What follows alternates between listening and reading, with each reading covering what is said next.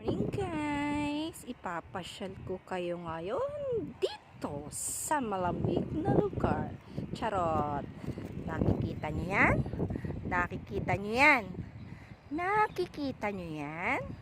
Nakikita nyo, diba? So guys, eto naglalakad ako. Yan. O yan. Meron na naman doon nagpupulong. Ayan sila. Ayan. Andyan sila. Nagpupulong na naman sila. Inihintay nila ang mga kanilang katropa para magpulong. So busy sila dyan. So dito tayo ngayon. Lakad-lakad lang. So guys, ito lang tayo sa malamig, sa matubig at mahangin na lugar. Charis.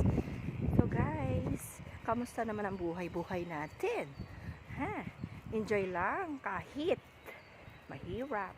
Laban lang kahit mahirap. Yan guys. Yan.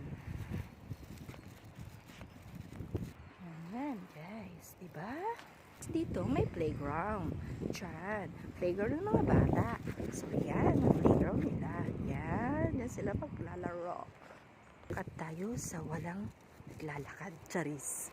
Yan, eskwelahan yan ng mga bata. So, eto, another playground na naman. Diba? Playground, syempre, mga bata kailangan din may activities. Hindi lang puro aral. Yan din, another activities ng mga bata. So, dyan sila nagpa-play. Tapos, dito naman yung mga medyo malaki na. Dyan sila basketball.